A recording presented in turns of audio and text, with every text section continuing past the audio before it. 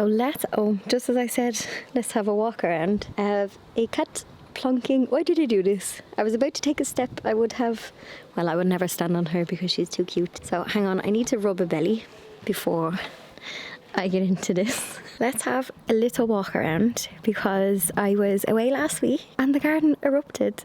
And when I was away, I could see on my camera all of the flowers opened, the tulips opened. And the garden is about, I'm going to say 2 weeks ahead compared to last year. There's also less tulips, but in fairness, they're about 3 years old. They could probably do with being like changed and refreshed. They are perennial ones. And in fairness, they're not looking too bad.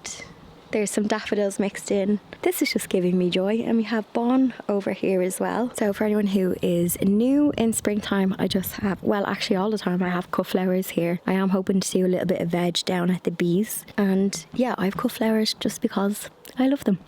And half the time I don't cut them because they're too pretty.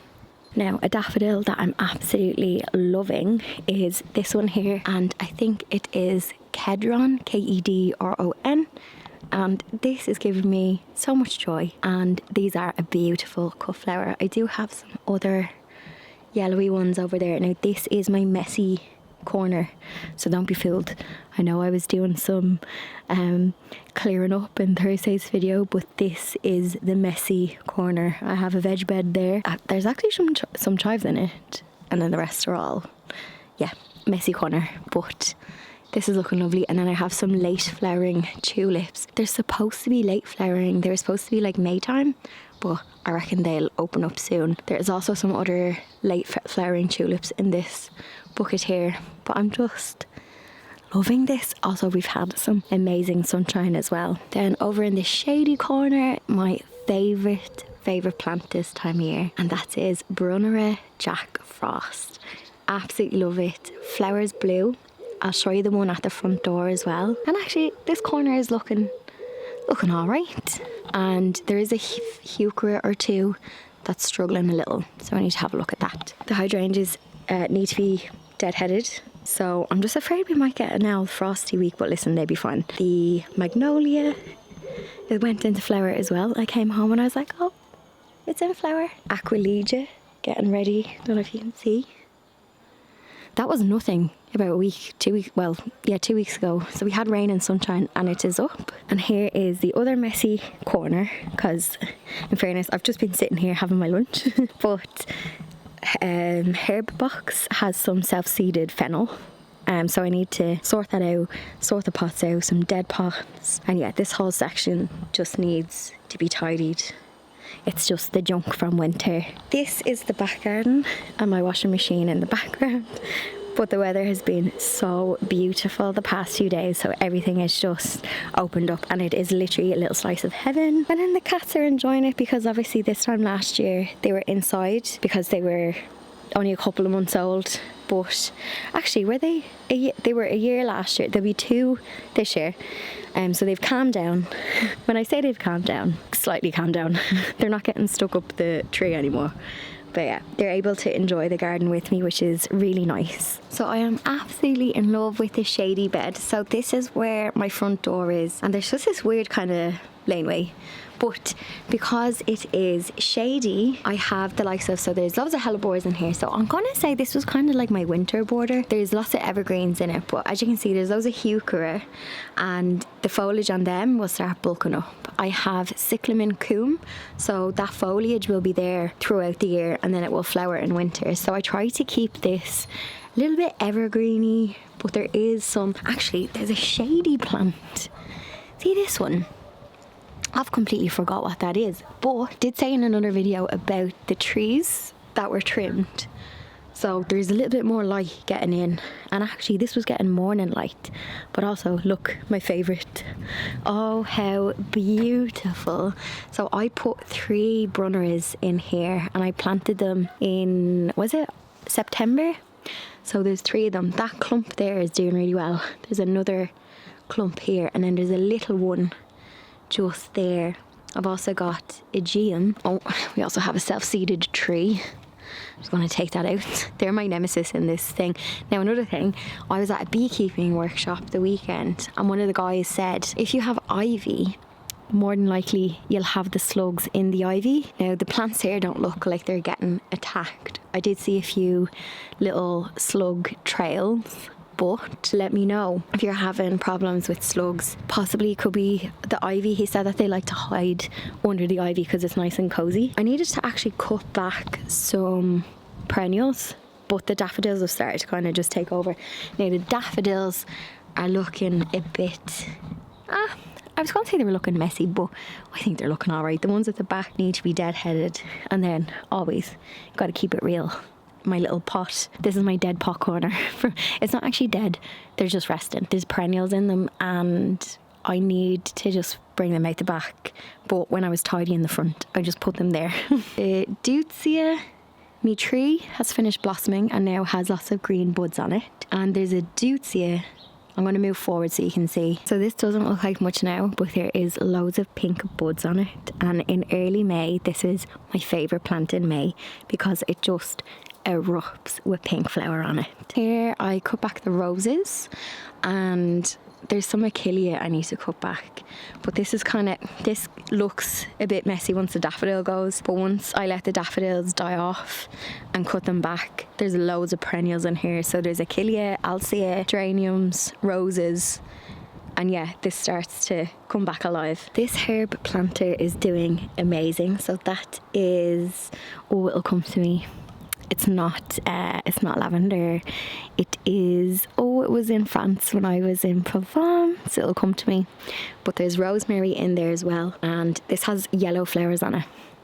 Scream at the comment section if you know what it is. It'll come to me.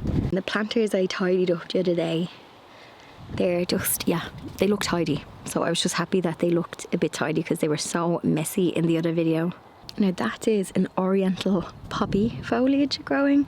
So in the front border, so there's some erigeron, but not much is kind of happening. The amelanchier, you can see it there, has a few white blossoms on it, but everything else is it's mostly perennials in here. There's a wallflower there, but yeah, it's mostly, give this another month and it'll be looking good. I didn't put any spring bulbs in here because there's just a lot of perennials. There's a hydrangea there that I need to trim back. So yeah, this will look nice soon, in about a month. I need to give a little seed update. So my grow lights have been kind of a success. Now I did go away last week, but they did get watered. Someone snuck in the window, a snail, found them on the roof, and as you can see, hang on, some of these look like they've been chewed. They literally will come into your house and eat the seeds from under you. So these are zinnias. I'm hoping they'll bounce back from the attack. Lemon balm. The Californian poppies have done absolutely nothing other than grow mushrooms, so that makes me think there was too much moisture. I threw on a tray of sweet peas. These are the easiest things to grow, and they started coming up within a few days. These could actually come off here now. The cornflowers, they're doing quite well. Gave them a little drink yesterday, and the helianthus.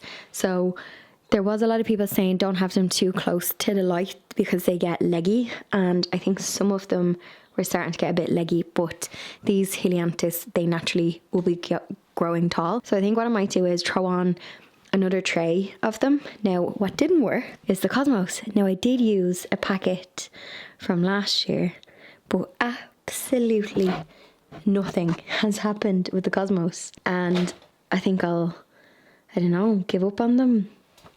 Both trays are the exact same, so I think I may use a packet of seed that was unopened. Maybe they went bad, I don't know. I think it might have been the seed packet because they did germinate quite well last year, but this year they didn't.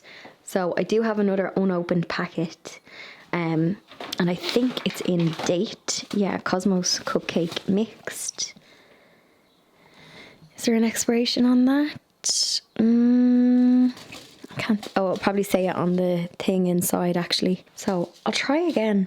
Oh, also I really want to do these nasturtiums. I bought these nasturtiums last year at the Chelsea Flower Show, and it does say so by December 2025. So I'm going to grow these because nasturtiums do really well in my garden and they're great little self-seeders. But I have like a yellow one, but I really like the colour of this, so I'll throw on some of them. But the lights, I'm going to say, were half a success. But seeing as the way there's like loads of light now at the minute, so I reckon I could just use the greenhouse now. I was away on a trip in the past week, which is why this video is just me showing you around the garden, because I haven't had a minute to do anything in the garden because I have been catching up on work. One of the downsides of working for yourself is the work doesn't go away. You can take your days off, but you either have to do extra before you go or extra when you come back. But anyway, I know not everybody is a fan of travel videos, so the next part of the video is just it's just a mini travel vlog. Hang on, Bon is in the window. Bon is chasing a fly. Do you hear that noise? It's my blind. Or it was my blind. Listen, at least he's catching flies and not birds. So, success. He's now eating the fly. This is not the content you signed up for. Anyway, next part of the video is a travel vlog. I was going to do it separate. I'm sorry, there's so many distractions. I was going to do it as a standalone video, but travel vlogs just don't really do well on the channel and you guys end up missing them. So when something doesn't do well in the first 24 hours, it kind of doesn't get shown to everyone else and people miss videos. So I'm going to just include it in this video. So for anyone who's here for the gardening, you can click off and check off the cottage garden playlist. There was also a big satisfying before and after video on Thursday just gone. You can check that out. And for everyone else, I hope you enjoyed the rest of the video. Before Christmas, we decided to surprise my niece and nephew with a trip to Disneyland. It was our first Christmas without my mum. So for anybody who's new, sadly she passed away last summer. So Christmas was going to be extra hard. But we decided to treat the kids, but also the adults. And we went to Disneyland and we snuck off this week. So we surprised my niece and nephew with the tickets on Christmas Day, but we headed the last week of March. So we flew out on the 25th of March for 4 full days. We were on that 6 a.m. flight to Charles de Gaulle, so it was 6:40. So bleary-eyed and early start. So viewers of the channel love seeing pretty things and going to pretty places. And travel vlogs don't normally do well on my channel, but I know that there is a part of our community that, just like me, they are armchair travelers. So they love to explore a place, whether it's on YouTube, that they might not get to go themselves. So I took as many pretty stills of things as I could, and I hope this feels like a little walk around from my point of view. Now I have to be completely honest, Disneyland would not be the top of my wish list. Maybe when I was a kid it would have been, but nowadays I am an introvert. And I really wanted to come just to see how pretty it is and yes, get on a couple of the rides, but also to see my niece and nephew's faces. But if I was going, let's say, on a girls' trip and they said Disneyland, I would be kind of like, And it's just because the thoughts of all of the queuing and all of the people. So it was a little bit like the introvert Olympics for me, because I really had to use all of the things in my toolkit to survive the queuing and the people. So I can confirm, if you are coming in March, we were thinking that it would be a little bit quieter. It was still busy. We did fly out on a Tuesday and we had Tuesday, Wednesday, Thursday, and we flew home on Friday. Wednesday was actually the perfect day, and I don't know if it's because it was probably a quiet day for people traveling. We did notice that on Thursday evening, especially at the fireworks, it was noticeably busier, and on Friday morning when we walked into the park, it was super busy. So if you want to try and avoid people, you probably can't. However, maybe try and do Monday, Tuesday, Wednesday and avoid the weekend. Hello from Disneyland. You want to be in my video, Liz? No, turn right. I'm currently on anti-duties and we are going to get some food. It's only our first few hours in Disneyland, but bellies are full of greasy food, so we're looking for something a bit nicer. So we're going to go down to Disney Village and see if we can get some dinner. And then the light show, we haven't seen the light show before. Not the light show, firework show? Yeah. Okay. Weather is lovely, but it's a bit chilly now. It was an early start this morning, Nils, wasn't it? Yeah. 4 a.m. What time did you go up for the airplane? 4 a.m. What time were you still asleep at when I knocked on your door? 4 These two and their mammy. 10 minutes it took us to get dressed because I was knocking on the door and they were still asleep. They slept in. Can you believe that? So, Don't blame me. I won't blame you. Although you're the heavy sleeper. Oh, it's so pretty. Hang on, lads. Look at we're in Hotel Santa Fe, the car themed one. And right across the road, we're going to cut through and it's, I think, Hotel Cheyenne. But it looks like there's a jail in it. Hang on, I'm going to flip it. First of all, beautiful flowering tree. And if you look over there, look, you can see the jail, Lil. See it through the jacket. Don't fall on the tree. Come on, come on. So in here is Hotel Cheyenne and it looks really cool. It's like a Western theme. Look how pretty that is, Lil. Look at the little Are we going? sunset. I'll check Google Maps, but I think we are. So I'm trying to tire these out so that they'll go to bed at a reasonable hour. Where are we going? So this is the walk during the day. We didn't get the bus there. I think where the bus is gone, we're not going to bother with the bus anymore, the shuttle bus, because the walk is so pretty down to, it goes along the river and then there's a lake with a hot air balloon. And that looks really nice during the day, doesn't it, Lils? Yeah, really nice actually. So we loaded up on carbs, eggs, protein at breakfast. And we have a full... So we have a full itinerary of Fantasyland? Fantasyland. Auntie Catherine does not know what she's talking about. And we have, princesses are on the agenda today. And then my nephew Jack is going on Space Mountain. Is it? Mm-hmm. So not cool. I did watch a couple of Disney travel videos before I came. But... What's going with me? Yeah. Okay. We decided to stay in one of the Disney hotels. I think there is 5. We stayed in the Cars themed one, so it was themed like a motel. So it was Hotel Santa Fe, and I think it's the last hotel on this strip. So there is like this little river that they all back onto. So there's Hotel Cheyenne, then there's Sequoia Lodge, probably saying that wrong. And then there is the bigger, fancier hotels the closer you get to actual Disneyland. And also, this is Disneyland Paris. We could barely afford to come to Disneyland Paris. We definitely cannot afford to go to the one in Florida. I'm sure there's actually a couple of them, isn't there? But this is Paris. Now, speaking of budget, we tried to do it like as best as we could, but we also wanted to enjoy ourselves. But we went with the budget option of the Disney hotels, which is Hotel Santa Fe. Hotel Cheyenne was like the next one up. It was slightly more expensive, but we were thinking it's just somewhere where you have your breakfast buffet and lay your head at night. Now, we did break up our day, so we used to get our breakfast, go to Disneyland, go to Walt Disney Studios, and we would come back after. We would get like either an early dinner, maybe 5 o'clock, 4 o'clock, come back, have a little rest, and then go back out about 7 p.m. so that we could go down and watch the light show. Now, I have some tips for you. I will chat about the firework show at the end because I have a little tip on where to get a good spot without having to pay for one. We booked and paid for our trip with Abby Travel. We booked our holiday around about October time because we decided, okay, you know what, we'll go to Disneyland and surprise them for Christmas. We were looking at the Disney website and it was kind of confusing, and I have booked a lot of travel. We have a whole travel playlist. Granted, it's been a while, so I normally just organize my own stuff and go, but I was getting a bit confused with the Disney park tickets and all of this. So Abbey Travel in Ireland, you can just book a Disney package with them, so that's what we did. So myself and Lily are in another Disney shop. This one is a Christmas shop. Lily, you've spent all your money. I have fallen for the Disneyland consumerism and I have caved, and I have a plushie on my shoulder. Plushie. Shoulder plushie. Little magnet, and he's hanging on.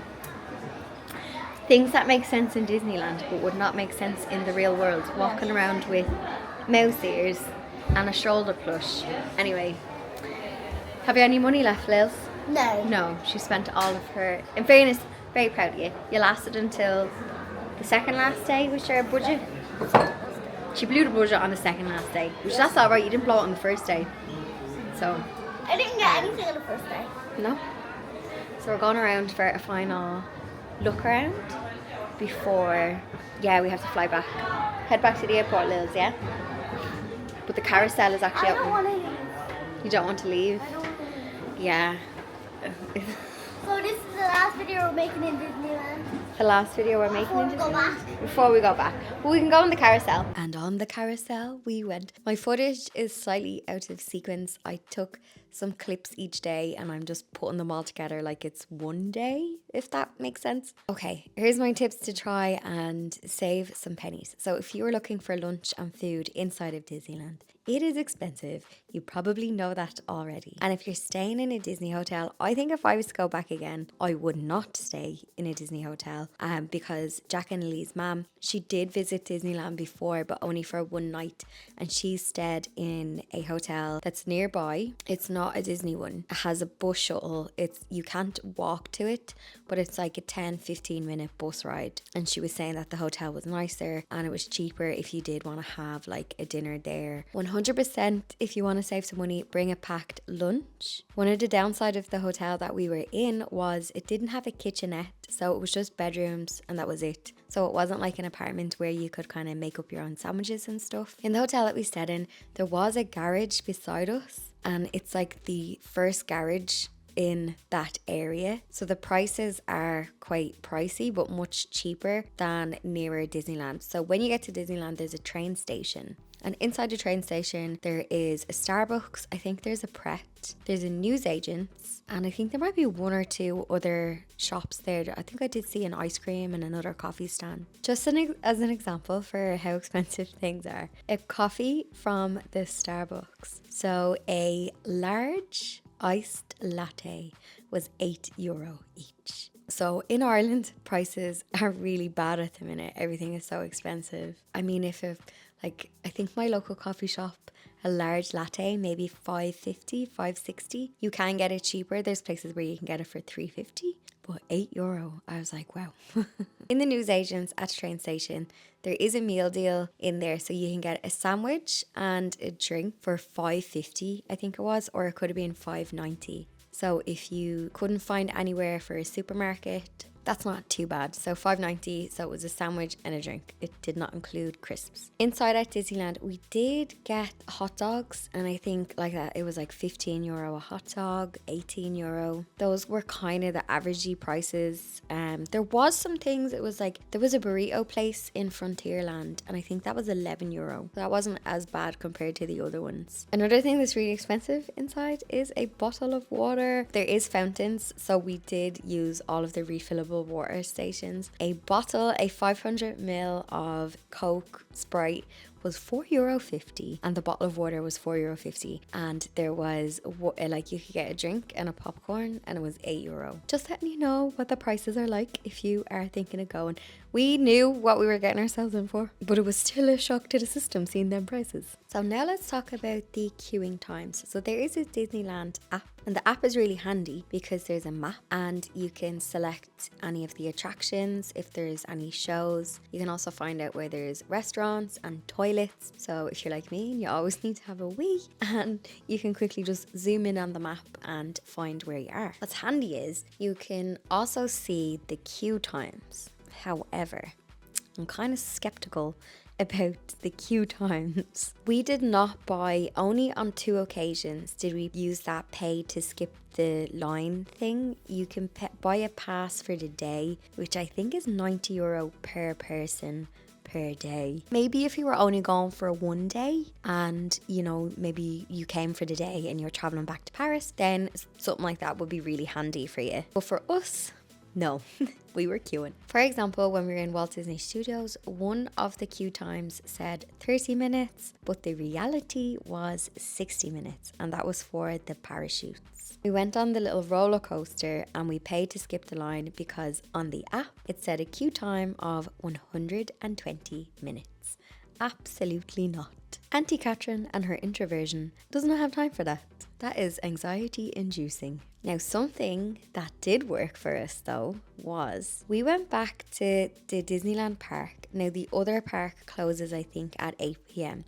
So we went back to Disneyland at 8 and we went into this section where all the Star Wars, Buzz Lightyear, I can't remember the name of that section, and all day the Space Mountain and all those Star Wars, Star Trek things, they all had like 30-40 minute queue times. But when we went in at 8 o'clock, it was a 5 minute queue time and we sailed through. So if you are coming for the fireworks, go in there at 8 o'clock. And here is where I'm going to tell you the best spot to look at the fireworks is. So when you are, let's say, at Space Mountain and you go back out, there's like a little restaurant and then you'll see the castle. There is a little water feature off one of the things. I think it's the back of the Buzz Lightyear little thing.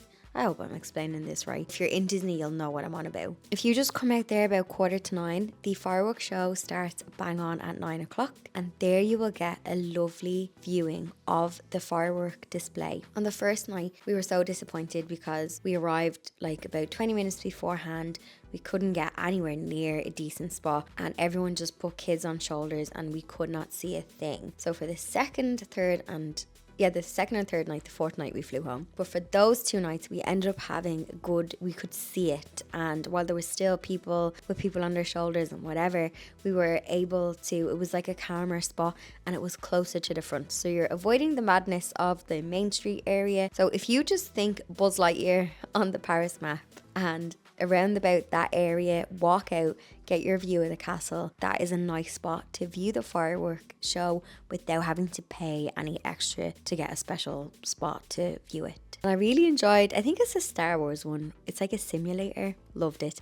I did not get on Space Mountain because I was with my niece, but my nephew did and his mum, and the picture is priceless. Mistake last night and we came here too late to get a good spot for fireworks display. So hopefully tonight we get a better view of the fireworks display. We have an hour and we're going to go on Buzz Lightyear. Yeah, I'm going to film. And I'm going to be able to talk to them. Okay. So I have some footage of the fireworks to share with you. Now I'm going to leave the sound on, but I might get a copyright strike. So if you do watch this video and all of a sudden the sound has been turned off just for fireworks, it may be because I flagged for copyright. So I hope you enjoy it.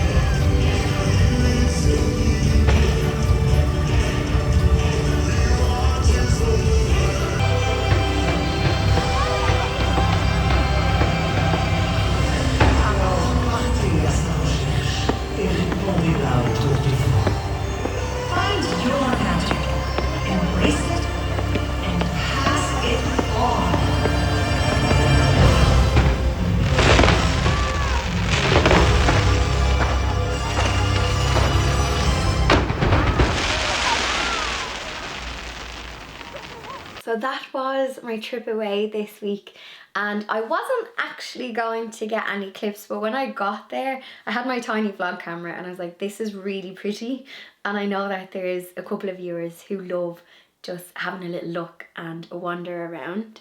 I don't have any plans. I used to do a lot of kind of travel videos on the channel, but I noticed that it's a certain type of audience who want to watch it, and I don't want to set up a second channel. So I think going forward I'll just include them in like a Sunday video if I do go somewhere, and I'll try and keep it related to like home and garden. So I know you guys like to see the prettiness of a place, and if we go thrifting or whatever, you want to see the actual things. So I think, yeah, instead of working on my holidays, I think I'll just keep it to a topic. So if I do go somewhere nice, and let's say if I find if a thrift shop or a pretty shop or there's a workshop or a day out, I might vlog it. But yeah, they don't really do as well. So I do have some people who do ask for the travel videos. So I'm glad you do enjoy them. There is a playlist for them. But just to have a balance and to actually enjoy my holidays. I don't do I'm not like a travel channel. My accountant does not let me expense a holiday. I did have a few people saying, hey, go on a free cruise on Vlogifirs. I'm not about that. Sadly, that would not be fun for me, but I will happily go to the garden centre and show you what's in flower. I will see you in Thursday's video, which will be actually loads has happened with the stairs this week, and the final reveal will be coming very, very soon. The carpet has been laid, so there is a video on Thursday, and then there will be the proper final reveal, and it's gonna look amazing. It might be available when this video goes up in the member area. Members get the videos a week, 2 weeks before everybody else, and they're also ad-free. Anyway, I'm going to leave it there, and I'll see you in the next one. If you found a way out, come see.